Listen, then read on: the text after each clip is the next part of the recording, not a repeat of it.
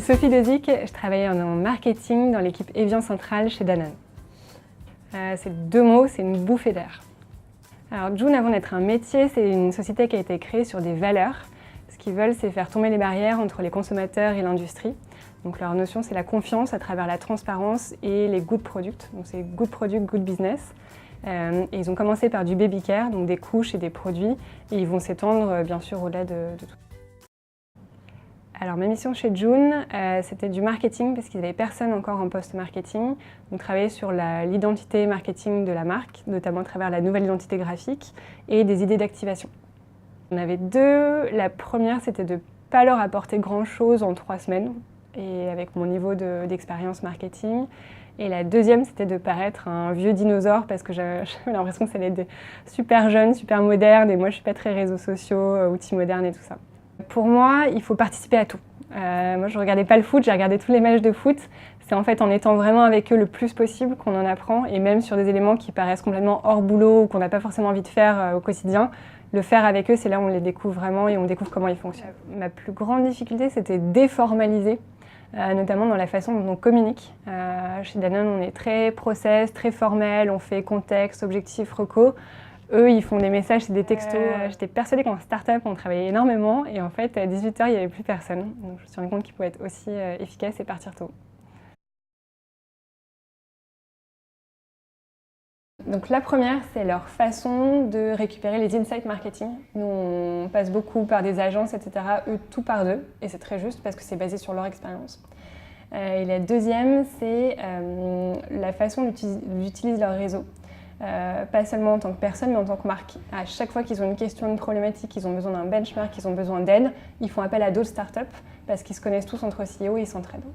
Une façon intéressante qu'ils avaient, c'était de transformer ce qui aurait pu être potentiellement leur plus gros problème en une sorte de team building.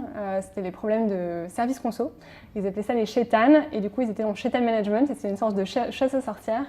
Et du coup toute l'équipe était impliquée, et c'était limite, on était super heureux quand il y avait un problème sur les réseaux sociaux avec quelqu'un qui disait énormément de mal de Joon, parce que c'était un combat mené tous ensemble, et c'était intéressant de voir comment ils transforment du négatif en positif, et comment ça avait vraiment soudé l'équipe autour de cette problématique de chétan. Serge, il est hyper important. C'est Serge et Byron, en fait, il y a 2 chiens. Ils sont très importants parce que, comme dit Carole, la CEO, ils apportent que du positif. Et donc ça lie l'équipe, et aussi ça permet de faire des pauses. Parce que le chien n'entend pas quand c'est pas le bon moment, donc il est là, il faut faire une pause. Et ça fait du bien. Moi, j'ai l'impression que c'était un reboot, en fait. C'est une façon de se vider la tête, de repartir de zéro et de vraiment se challenger en se forçant à faire complètement les choses différemment. Et ça, c'est rafraîchissant, et je pense que ça aide vraiment aussi à changer de perspective. Et la deuxième, je pense que c'est aussi sortir de ces automatismes. Au bout d'un moment, quand on fait toujours la même chose, on tourne en boucle. Et là, pendant 3 semaines, c'est presque des vacances. Tout le monde me demandait si j'étais en vacances. J'étais pas en vacances, mais d'une façon si. Parce que ça nous sort de notre routine et ça casse les habitudes. Et c'est comme ça qu'on arrive aussi à réfléchir différemment. Je pense qu'il faut du temps, parce qu'au début, l'étonnement, c'est plutôt une sorte de rejet, après on l'intègre, et après on voit vraiment le positif.